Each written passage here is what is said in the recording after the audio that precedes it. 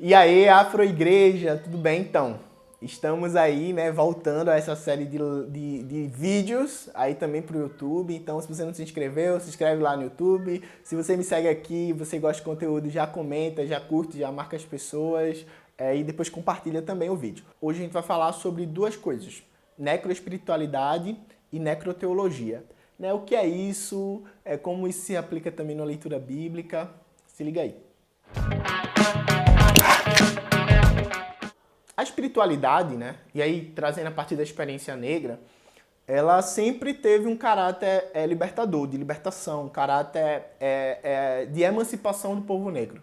Né? A gente vai tá vendo, por exemplo, isso na África do Sul, com as igrejas metodistas, os bispos negros metodistas e anglicanos se juntando, né, ao próprio Nelson Mandela, que também é metodista, em caráter de emancipação, né, lutando pela liberdade de Mandela. Então a gente vai ver que a espiritualidade ela move religião, ela move a produção teológica, ela move a prática religiosa para a libertação do povo negro sempre.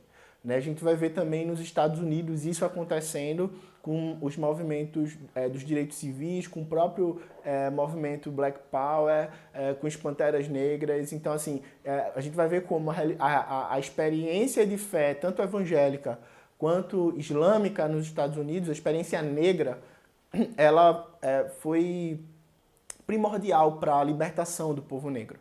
A gente vai ver isso também, por exemplo, no Haiti. Né, a Revolução Haitiana, a única revolução do mundo, né, que as pessoas negras, os escravizados conseguem ganhar dos colonizadores, né? E aí é muito interessante porque a Revolução Haitiana ela prova que o iluminismo, os ideais iluministas, eles não cabiam para todo mundo, né? A liberdade, a igualdade, a fraternidade não cabia para todo mundo, porque enquanto a Revolução Francesa foi vista como um estopim para a humanidade, a Revolução Haitiana não. Porque, na verdade, nem todos merecem a igualdade, a liberdade e a fraternidade. Mas a Revolução Haitiana, a partir da espiritualidade voodoo, né, a partir desse lugar também da experiência africana, foi muito importante para a emancipação do povo negro no Caribe. Né? A gente vai ter também uma experiência aqui no Brasil com a Revolta dos Malês, né, que também foi uma experiência intrinsecamente ligada à religião islâmica, aos muçulmanos, e negros muçulmanos, eles se moveram, né, moveram e usaram até da linguagem religiosa para se comunicar. Então, a partir dessa experiência, as pessoas negras, a partir da Revolta dos Malês, elas conseguiram se emancipar e elas conseguiram dar um recado, né, para o que estava acontecendo no Brasil. Então a espiritualidade, né, ela pode trazer vida, ela pode trazer libertação. E a partir da experiência do povo negro a gente viu que isso acontece, isso de fato acontece. A partir da experiência do povo negro, a espiritualidade ela sempre foi um instrumento dentro da religião, dentro da linguagem que a religião para nos emancipar, para nos conscientizar, para nos libertar, para nos fazer viver. Então, existem espiritualidades que geram morte e existem espiritualidades que geram vida. E aí, hoje a gente vai falar de uma espiritualidade que gera morte, através de uma linguagem religiosa, através de uma teologia que gera morte, através de uma teologia que é resquício da teologia colonial, né? Dessa teologia que é desprendida do corpo, dessa teologia que não olha a experiência do sofrimento, dessa teologia que olha para o povo e ela não consegue falar através da experiência do povo, porque ela é feita através da experiência das pessoas que oprimem e violentam. E Jesus ele vai falar isso em Mateus 23. E aí eu queria fazer uma leitura sobre Mateus 23, que Jesus vai falar sobre essa necroteologia, sobre essa necroespiritualidade, essa forma de fazer religião, de entender a espiritualidade, de entender o nosso lugar na igreja, que é uma forma de morte, é uma forma que produz pessoas que também pensam dessa forma. E isso parece muito com o que está acontecendo no Brasil. E aí, essa crítica de Jesus é uma crítica diretamente aos líderes, aos pastores religiosos da época, tá? É bom a gente entender isso, que Jesus não está falando com o mundo, Jesus está falando com os fariseus. E aí, em Mateus, capítulo 23, e a partir do versículo 13, olha o que Jesus fala. Ai de vocês, mestres da lei e fariseus hipócritas, pois vocês fecham a porta do reino do céu para os outros, mas vocês mesmos não entram, nem deixam que entrem os que estão querendo entrar. Ai de vocês, mestres da lei e fariseus hipócritas, pois vocês exploram as viúvas e roubam os seus bens, e para disfarçarem, fazem longas orações. Por isso o castigo de vocês será pior. Veja, vou ficar aqui nessa primeira parte, pelo menos de início. Veja como Jesus ele trata de uma questão religiosa ou de um pensamento religioso que explora as viúvas, que explora os órfãos, ou seja, que explora pessoas necessitadas.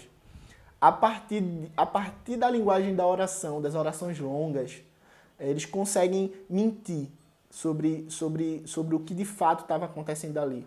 Então perceba que Jesus ele condena esse pensamento que explora essas pessoas. E aí eu pergunto, a gente trazendo para hoje, quantas vezes a gente viu na igreja, vê na igreja, pregações que exploram as pessoas, né? Não só no sentido monetário, não só no sentido do dízimo, mas que deixam as pessoas anestesiadas.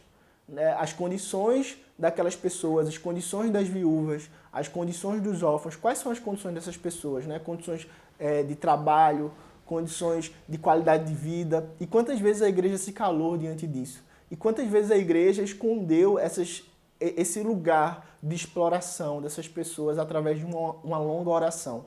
E Jesus continua no versículo 15. Ai de vocês, mestres da lei e fariseus hipócritas, pois vocês atravessam os mares e viajam por todas as terras, a fim de procurar converter uma pessoa para a sua religião. E quando conseguem, tornam essa pessoa 2 vezes mais merecedoras do inferno do que vocês mesmos. Perceba como Jesus aqui, ele trata de uma religião que é colonizadora. Uma religião que ela investe para atravessar mares, atravessar terras, para converter uma pessoa. E eu digo que isso é colonização porque Jesus fala que esse ensino, essa teologia, essa espiritualidade, ela gera outros discípulos. E Jesus fala que essas pessoas elas são 2 vezes mais merecedoras do inferno. Então são discípulos infernais, pessoas comprometidas com essa lógica de morte, essa lógica de exploração. E eu acho que isso tem muito a ver com a história da igreja no mundo e no Brasil. Quantas vezes a gente viu uma teologia que atravessou mares, uma lógica que foi lá para aplicar a circuncisão sobre o povo, para praticar a violência sobre o povo. Então, perceba que a necroteologia e a necroespiritualidade, ela tem também essa característica colonizadora, de domínio, para converter uma pessoa a esses ideais de controle e de exploração. E aí Jesus continua e ele fala o seguinte aqui, no versículo 24, Jesus fala, guias cegos comam mosquito, mas engolem um camelo. Ai de vocês, mestres da lei e fariseus hipócritas, pois vocês lavam o copo e o prato por fora, mas por dentro estão cheios de coisas que vocês conseguiram pela violência e pela ganância. Fariseu cego, lave primeiro o copo por dentro e então a parte de fora também ficará limpa. Então Jesus fala aqui de uma teologia e de uma forma religiosa que coa mosquito, ou seja, é música do mundo? É música de Deus? Ou se não pode isso, não pode aquilo. Jesus está dizendo que isso são mosquitos. Isso são perguntas que dentro da experiência elas não importam, sabe? E a gente engole camelo, pessoas estão sendo mortas, sabe? A gente tem uma igreja que diz que bandido bom é bandido morto. A gente tem uma igreja que se levanta a favor da redução da maioridade penal. A gente tem uma igreja que é punitivista e que quer pessoas negras que fiquem lá presas, ou senão que justificam a morte de pessoas negras, porque estava lá, porque fez assim, porque fez de outro jeito. A gente tem uma igreja que milita contra religiões de matriz africanas. Isso é o sério, sabe? E a igreja engole isso, a igreja que se cala diante disso, a igreja se cala diante do pecado estrutural do racismo, a igreja se cala diante do pecado estrutural do machismo, a igreja se cala diante da perseguição ao grupo LGBTQI+. Então a igreja ela se cala diante disso, enquanto a igreja quer saber se pode usar uma roupa ou não ou escutar uma música ou não. Isso, diante dos olhos de Deus, isso não é nada. E o pior, Jesus ele coloca aqui no final do versículo 25, coisas que vocês conseguiram pela violência e pela ganância. Então a teologia, essa teologia de morte, essa espiritualidade de morte, ela é conseguida através da ganância e da violência. A linguagem dessas pessoas é uma linguagem de violência e de ganância, ou seja, do acúmulo. E também do extermínio e também do não comprometimento com a justiça. Então, essa teologia que se junta a essa ideia militarista, a essa ideia armamentista, essa teologia é uma teologia de morte, é uma teologia que Jesus fala aqui no capítulo 23 de Mateus. E para terminar, Jesus fala o seguinte, e eu acho isso muito, muito sério. Por fora, vocês parecem boas pessoas, isso é no versículo 28. Por fora vocês parecem boas pessoas, mas por dentro estão cheios de mentira e pecados. E ele fala assim, no versículo 30. E dizem, se tivéssemos vivido no tempo dos nossos antepassados, não teríamos feito o que eles fizeram. Não teríamos matado os profetas. Assim, vocês confirmam que são descendentes daqueles que mataram os profetas. Portanto, vão e terminem o que eles começaram. Cobras venenosas, ninhada de cobras. Como esperam escapar da condenação do inferno? É interessante, né? Porque falar de cobra, né? No Brasil, temos aí casos parecidos aí em relação à cobra. Mas, tirando essa piada, de muito mau gosto, perceba que Jesus ele fala aqui nessa passagem de pessoas que foram filhos, ou seja, descendentes daqueles que mataram os profetas.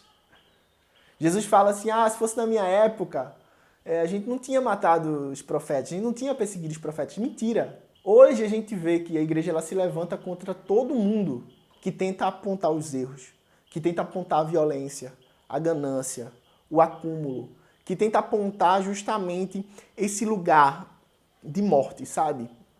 E a igreja persegue. E a igreja difama. E a igreja milita contra essas pessoas. A igreja silencia profetas até hoje. A igreja ela silencia a denúncia até hoje, porque ela se casou com o palácio, ela se casou com o governo, ela se casou com o império. E esse Jesus, a lógica de Jesus não é a lógica do império. A lógica de Jesus é a lógica da favela, é a lógica da Galileia, é a lógica de Nazaré. E por isso que Jesus fala, vocês são descendentes daqueles que mataram os meus ancestrais, ou seja, as pessoas que me antecederam, os profetas que vieram antes de mim. E essa teologia que a gente tem no Brasil, essa necroteologia, ela é filha justamente daqueles que mataram muita gente. Muita gente, e quando a gente vai tratar da questão do povo negro e também da população indígena, a gente vai ver que essa teologia, essa necroteologia, ela é filha da teologia colonial.